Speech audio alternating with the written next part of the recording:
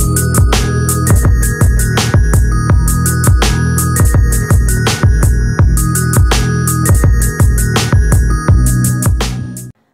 teman-teman semua, Assalamualaikum warahmatullahi wabarakatuh.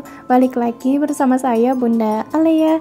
Gimana nih kabar kalian semua? Semoga sehat selalu ya, amin.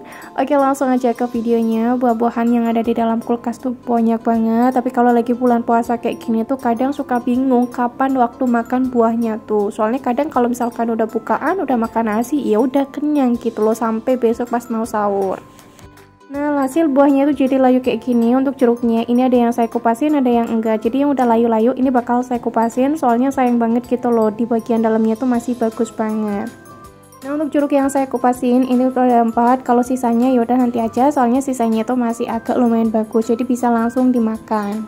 Soalnya jeruk tuh emang gak bisa bertahan agak lumayan lama kan ya. Tapi kalau buah-buahan yang lain insya Allah di dalam kulkas ya bisa lah bertahan sekitar 2 mingguan ataupun 1 mingguan. Nanya dong sama teman-teman semua, kira-kira kalau lagi bulan puasa kayak gini teman-teman suka males makan buah nggak sih? Kalau misalkan ada yang samaan, ayo komen dong di bawah biar saya tahu. Oke, untuk jeruknya ini udah selesai semuanya saya kupasin. Untuk sampahnya jangan lupa dibuang ke tempat sampah biar nanti mejanya itu bersih ya. Kalau mau melakukan apapun jadi semangat. Nah, ini dia yang bikin saya tuh semangat makan buah lagi. Soalnya kan ada slow juicer dari Miko. Nah, untuk semua keunggulannya kemarin udah saya sebutin di video sekitar 3 harian yang lalu. Kalau misalkan teman-teman pengen samaan juga untuk slow juicernya, untuk linknya udah ada di description box. Untuk slow juicer dari Miko ini beneran bagus banget karena wattnya itu cuman 100 watt aja. Beneran hemat banget kan ya. Dan untuk suaranya ini tuh nggak berisik sama sekali. Untuk cara perakitannya mudah banget, ini saya liatin lagi sama teman-teman semua. Yang pertama jangan lupa dipasang di bagian bawahnya, terus ada bunyi klik gitu. Terus tinggal dipasang yang lain-lainnya aja. Nah, saya mau ngasih tips nih sama teman-teman semua. Awalnya saya agak lumayan bingung banget, ini kenapa susah banget biar bunyi klik gitu kan ya. Terus saya minta tolong sama Pak Suami kan ya, kata Pak Suami harus kayak gini nih. Nah, bakal saya liatin sama teman-teman semua. Untuk buah-buahannya ini saya masukin terlebih dahulu, terus waktu mau saya putar kok nggak bisa gitu loh, soalnya ini tuh belum ngeklik. Nah, jadi tutupnya itu harus dibuka terlebih dahulu, baru nanti bisa ngeklik.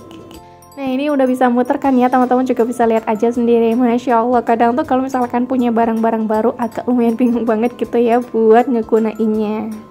Nah, kalau misalkan jeruknya udah sampai di bawah kayak gini, nanti tinggal ditekan-tekan aja pakai pendorongnya. Beneran simple banget, cara penggunaannya tuh mudah banget. Untuk desainnya ini juga beneran estetik banget. Oh ya, untuk tutupnya kalau misalkan lagi dibuka, nanti otomatis mesinnya itu berhenti dengan sendirinya. Kalau misalkan udah ditutup lagi, nanti juga otomatis mesinnya itu akan jalan lagi dengan sendirinya gitu. Nah, untuk ampasnya nanti bakal saya liatin sama teman-teman semua nih kayak gini ya. Hasil ampasnya itu beneran kering, nggak yang terlalu basah banget gitu. Dan untuk hasil jusnya 4 jeruk tadi hasilnya segitu. Dan untuk cara pembersihannya ini juga beneran mudah banget nih, teman-teman bisa lihat aja ya sendiri. Cukup dibilas aja pakai air kayak gini, nanti semuanya itu udah bersih lagi, udah kinclong lagi kayak seperti semula. Untuk produk dari Miko beneran gak pernah gagal sama sekali kalau misalkan lagi ngeluarin produk-produk baru. Soalnya semua produk-produknya itu beneran berfungsi dengan baik. Terus desainnya itu waduh Masya Allah beneran estetik banget, jadi bikin dapur tuh tambah minimalis. Oke, udah selesai, lanjut lagi. Di sini saya tuh punya bebek. Untuk bebeknya ini tuh masih ada sisaan 3. Kemarin saya tuh beli 5 ekor. 5 ekor banyak banget, maksudnya tuh 5 potong ya. Nah, untuk harga per potongnya tuh sekitar 18 ribuan. Untuk bebeknya ini beneran enak banget karena masih ada sisaan. Jadi untuk bebeknya itu bakal saya air fryer aja. Nah, untuk nge-air fryernya di sini saya pakai air fryer transparan dari Miko. Jadi beneran memudahkan banget, nggak perlu dibuka-buka, cukup dilihat aja dari bagian luarnya. Nah, untuk nge-air fryernya itu cukup durasi 5-10 menitan aja. Untuk suhunya itu sekitar 180 derajat. Jangan ditambahin lagi ya untuk suhunya, takutnya nanti malah kosong. Nah, untuk remesannya di durasi 5-10 menit itu juga udah kriuk lagi kayak seperti semula. Nah, untuk bebeknya juga enak banget, di bagian luarnya itu kriuk, di bagian dalamnya itu juicy banget. Elah Bunda Alia kayak amat ya ngomongnya itu. Oke, lanjut. Di sini saya tuh lagi mau masak-masak. Nah, untuk masak-masaknya sekalian aja di sini saya pakai cookware dari Miko. Untuk masak-masak kali ini tuh agak lumayan ribet. Ini saya mau bikin ikan dori ala-ala Ngikamyu yang punyanya Rahel Fan-nya itu pasti teman-teman semua tahu lah ya. Nah, untuk bumbunya ini saya cuman pakai bawang putih yang saya parut, terus saya pakein lada, dipakein garam sedikit aja, nggak usah banyak-banyak, sama dipakein nanti ada 1 butir telur.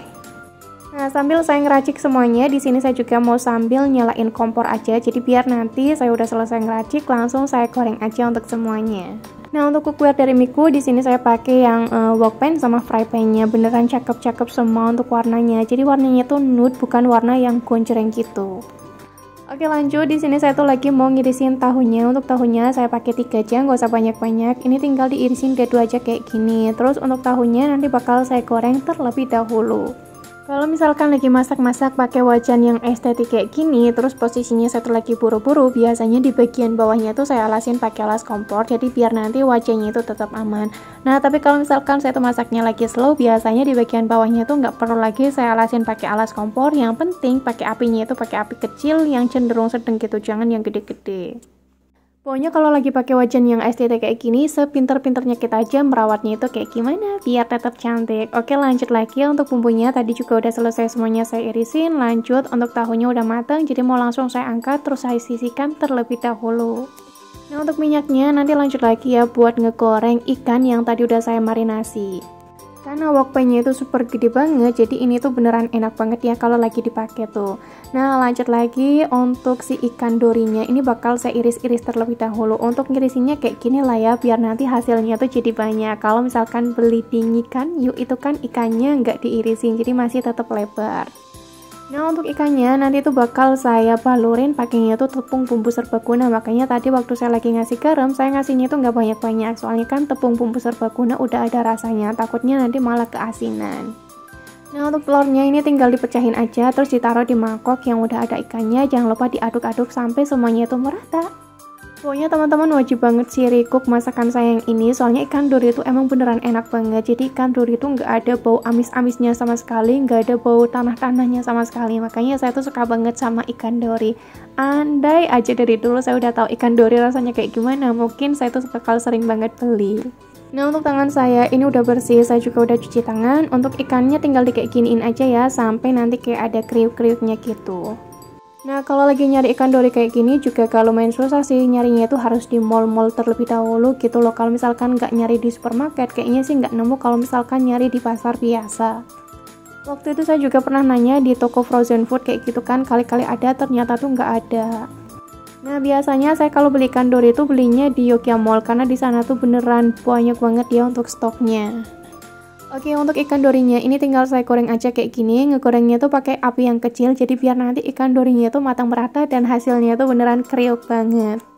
Untuk pasangannya, teman-teman tahu nggak mau pakai sambal apa? Jadi pakainya itu sambal matah, beneran enak banget. Kalau misalkan saya tuh lagi beli ngikan yuk, biasanya saya tuh pakainya sambal matah, karena sambal matah ngikan yuk tuh beneran enak banget, pas gitu loh di lidahnya saya. Nah, sambil nunggu ikannya itu matang, di sini saya juga mau numis bumbu. Untuk bumbunya ini ada bawang merah, bawang putih, sama cabai merah yang udah saya buang bijinya. Kalau misalkan bumbunya udah matang, tinggal dimasukin aja tahu yang tadi udah digoreng, terus dimasukin juga untuk toginya.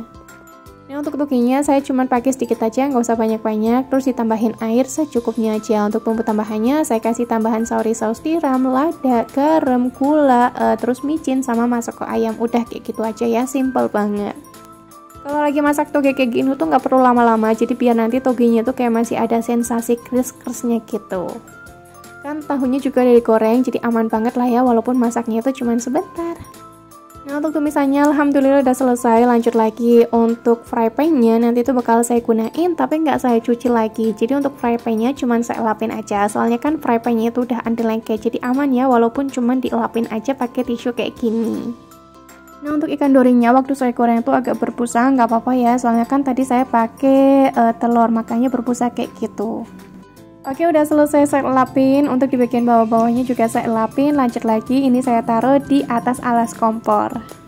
Nah, untuk racikan sambal matah ala saya tuh saya cuman pakai bawang merah. Nah, untuk bawang merahnya saya pakainya itu beneran banyak banget. Kalau untuk cabai setannya saya nggak pakai banyak-banyak, soalnya pak suami saya tuh kurang suka pedes. Tapi kalau saya buat sambal mata buat diri saya sendiri, biasanya ya saya banyakin untuk cabai merah setannya, soalnya napol banget kalau misalkan pedes tuh sambal mata. Nah, terus saya juga pakai daun jeruk. Daun jeruknya jangan lupa dibuang di bagian batangnya, jadi biar nanti daun jeruknya itu nggak pahit. Terus saya pakein serai juga. Untuk serainya saya pakai agak lumayan banyak banget, soalnya wangi gitu loh kalau misalkan serainya itu banyak. Udah ya, untuk sambal matah ala saya cuman pakai kayak gitu aja. Nah, untuk bumbu tambahannya nanti itu bakal saya tambahin gula pasir, terus saya tambahin terasi, sama dikasih tambahan masako sapi ataupun ayam. Udah kayak gitu aja. Untuk sambal matahnya ini beneran enak banget karena sambal matahnya tuh mirip banget sama ikan yuk. Teman-teman wajib recook deh pokoknya karena bikinnya itu mudah banget. Oh ya, kalau misalkan lagi bikin sambal matah kok teman-teman punya minyak kelapa, lebih baik pakainya itu minyak kelapa karena hasilnya itu lebih wangi, lebih enak banget, lebih gurih gitu. Nah, karena saya tuh nggak punya minyak kelapa, jadi di sini saya tuh pakainya minyak biasa aja, nggak apa-apa ya. Yang penting kan rasanya itu tetap enak. Oke, lanjut untuk ikannya. Ini semuanya tuh nggak saya goreng karena cuma buat satu kali makan aja. Jadi saya ngegorengnya tuh secukupnya aja. Untuk hasil ikannya ini beneran enak banget, kriuk banget nih. Teman-teman bisa lihat aja kan ya sendiri. Oke, tinggal saya taruh di piring aja karena ikannya itu udah tiris. Nah, lanjut lagi. Di sini saya tuh lagi mau numis buat sambal matahnya. Kalau saya pribadi untuk sambal matah tuh lebih suka bawang merah, terus juga cabai setan dan yang lain-lainnya itu saya tumis di atas kompor kayak gini. Kurang suka kalau misalkan minyaknya itu langsung saya tuangin di mangkok. Soalnya kalau misalkan minyaknya itu langsung saya tuangin di mangkok, biasanya untuk bawang merahnya itu kayak kurang matang, terus masih ada bau langu-langunya gimana gitu. Saya kurang suka kalau misalkan masih ada bau-baunya gitu. Tapi balik lagi ke versinya masing-masing aja ya, soalnya kan setiap orang kalau misalkan lagi memasak kayak gini tuh emang beda-beda versinya. Alhamdulillah banget untuk sambal matahnya ini udah mateng, rasanya juga udah nampol banget. Dan yaudah, mungkin sampai sini aja kali ya video saya, soalnya kan masakan saya semuanya juga udah mateng, tinggal siap makan aja. Wassalamualaikum warahmatullahi wabarakatuh. Thanks for watching and bye bye.